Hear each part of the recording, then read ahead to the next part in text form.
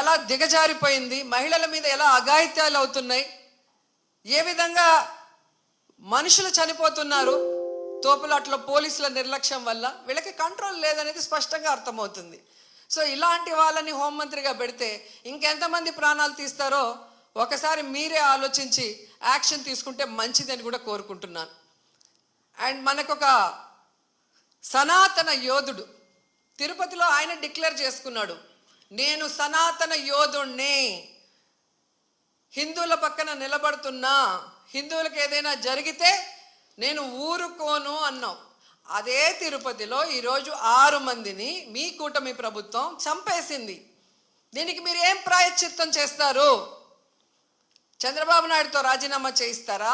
మీరు బాధ్యత తీసుకొని రాజీనామా చేస్తారా? లేదా టీటీడీ చైర్మన్తో రాజీనామా చేయిస్తారా? హోంమంత్రితో రాజీనామా చేయిస్తారా? లేదా అందరూ కలిసి కట్టకట్టుకొని రాజీనామా చేస్తారా? మీ అందరి ఫెయిల్యూరే కదా ఇది. నిజమైన సనాతన యోధుడివైతే ఇప్పుడు రా, వచ్చి మీ ప్రభుత్వంలో ఎవరెవరి నిర్లక్ష్యం వల్ల ఇది జరిగిందో వారందరి మీద క్రిమినల్ కేసులు పెట్టించుకోండి. అంతేగాని ప్రమాదవశాత్తు జరిగిందని 194 BNSS పెట్టేసి చేతులు దులిపేసుకోవాలంటే మాత్రం వదిలే ప్రసక్తే లేదు అని కూడా ఈ సందర్భంగా తెలియజేసుకుంటున్నా. అండ్ చంద్రబాబు నాయుడు ఆయన లెగ్గు మహత్యం ఏంటో కానీ ఆయన ఎప్పుడు అధికారంలోకి వస్తే అప్పుడు ఈ రాష్ట్రంలో మనం ఎన్నో చావులు చూడాల్సి వస్తుంది. గతంలో గోదావరి పుష్కరాలు ఈయన పబ్లిసిటీ పిచ్చి వల్ల ఇలాగే గేట్లు తెరిచి జనాలు తోసుకొని ఒకరి మీద ఒకరు పడి 29 మంది చనిపోయారు. మొన్న ఈయన ముఖ్యమంత్రి అయిన వెంటనే ఈయన నిర్లక్ష్యం వల్ల, ఈయన వైఫల్యం వల్ల దాదాపుగా విజయవాడ వరదల్లో 60 మందికి పైగా చనిపోయారు. మళ్ళీ ఈరోజు చిత్తూరు జిల్లా కుప్పంలో ఉండగానే 6, 7, 8 ఉండి పోలీసులందరినీ తిప్పుకొని ప్రజల్ని గాలికి వదిలేశారు. మానిటరింగ్ లేదు. ఇన్ని లక్షల మంది వస్తున్నారు, వీళ్ళకి ఏం సదుపాయాలు చేశారు, వీళ్ళకి ఎలా టోకన్స్ ఇస్తున్నారు, ఎక్కడ క్యూ లైన్స్ ఇచ్చారు అనేది ముఖ్యమంత్రి పట్టించుకోడు, చైర్మన్ పట్టించుకోడు, ఎస్పీ, కలెక్టరు, అలాగే ఎండోమెంట్ మినిస్టర్ ఎవరు పట్టించుకోరు. బాగా జరిగితేమో మా గొప్పతనం 30 ఇయర్స్ ఇండస్ట్రీ, 40 ఇయర్స్ ఇండస్ట్రీ అని గొప్పలు చెప్పుకుంటారు. లేదు అంటే గత ప్రభుత్వ వైఫల్యం లేదా అఫీషియల్స్ వైఫల్యం అని ఎప్పుడు ఎవరో ఒకరి మీద దుమ్మెత్తి తప్పించుకోవాలన్న ప్రయత్నం చేస్తున్నారు. ఇది సీరియస్గా తీసుకోవాల్సిన ఇష్యూ. ఈ చంద్రబాబు నాయుడు గారి వైఫల్యం వల్ల, అసమర్థ వల్లే ఈరోజు ఇంతమంది చనిపోయారు. ఆయన నియమించిన వాళ్ళు ఎవరైతే ఉన్నారో వాళ్ళందరి నిర్లక్ష్యం వల్ల జరిగింది. సో వెంటనే ఈ ఎఫ్ఐఆర్లు మార్చి తప్పు చేసిన వాళ్ళ మీద క్రిమినల్ కేసులు పెట్టాలి. లేకపోతే మేమైతే వైఎస్ఆర్సీపీ తరఫున భక్తులకి అండగా ఉండి ఆ చనిపోయిన కుటుంబాల తరఫున పోరాటం చేస్తాం. వాళ్ళకి కూడా ఎక్స్గ్రేషియా ఒక్కొక్కరికి మరి డబ్బులు 1 కోటి నుంచి 2 కోట్ల దాకా ఇవ్వాల్సిన అవసరం ఉంది. ఎందుకంటే మీ వల్లే వాళ్ళు చనిపోయారు, వాళ్ళ నిర్లక్ష్యం వల్ల కాదు. అలాగే గాయాలైన వాళ్ళకి 25 లక్షల రూపాయలు కూడా ఇవ్వాలని డిమాండ్ చేస్తూ, నిజంగా తిరుపతి అమ్మాయిగా నాకు నిజంగా చాలా బాధేస్తుంది. ఎందుకంటే నాకు తెలిసి ఇంతవరకు తిరుమల చరిత్రలో ఇలా వైకుంఠ ఏకాదశి కోసం దర్శనానికి వచ్చిన వాళ్ళు చనిపోయిన దాఖలాలే లేదు.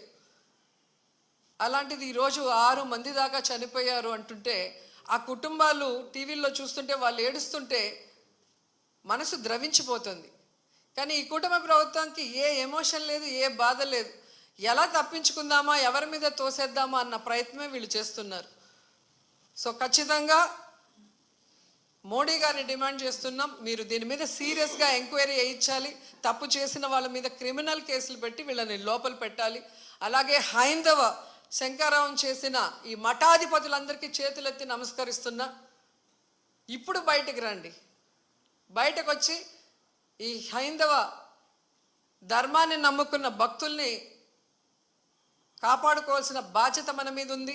అలాగే తిరుమల పవిత్రత కాపాడాల్సిన బాధ్యత మన మీద ఉంది. అలాగే భక్తుల చావుకు కారణమైన వాళ్ళని శిక్షించే విధంగా మనం పోరాడాల్సిన అవసరం కూడా ఈరోజు ఉంది. కాబట్టి మీరందరూ బయటికి రావాలి, మాట్లాడాలని కూడా కోరుకుంటున్నాను. ఈరోజు ఎంత దురదృష్టం అంటే, మొన్న game changer film function pre release event చూశాను. ఫొటోస్ చూస్తే మినిస్టర్ ఉన్నారు, కలెక్టర్ ఉన్నారు, ఎస్పీ ఉన్నారు. ఒక సినిమా ఫంక్షన్కి ఇంత ఇంట్రెస్ట్గా ఇంత చిత్తశుద్ధిగా పనిచేసిన వాళ్ళు ఎందుకు టీటీడీకి సంబంధించిన వైకుంఠ ఏకాదశికి ఇంట్రెస్ట్ లేకుండా పనిచేస్తున్నారు? ఎందుకు భక్తుల సేవలో ఉండకుండా చంద్రబాబు నాయుడు సేవ కోసమే మీ టైం కేటాయిస్తున్నారని నేను అడుగుతున్నాను. దీంట్లో కల్ప్రిట్ ముఖ్యమైన వాడు ఎవరంటే జేఈఓ ఇన్ఛార్జ్ ఈఓగా ఉన్నారు వెంకయ్య చౌదరి. వెంకన్న దేవుడిని ఆయన చేతికి చంద్రబాబు నాయుడు ఇస్తే ఈ వెంకయ్య చౌదరి ఈ టీటీడీని ఏం చేస్తున్నాడో అక్కడ మీరు ఒకసారి ఎంక్వైరీ చేస్తే మీకే అర్థమవుతుంది. టీటీడీని ఈరోజు టీడీపీ ఆఫీస్ లాగా తయారు చేసి ఈరోజు భక్తుల సేవ కన్నా టీడీపీ వాళ్ళ సేవలోనే వీళ్ళు తరిస్తున్నారు. ముందు ఆ జేఈఓ వెంకయ్య చౌదరిని అక్కడి నుంచి తీసేస్తేనే ఆ తిరుమల ప్రక్షాళన అవుతుందని కూడా ఈ సందర్భంగా తెలియజేసుకుంటున్నా.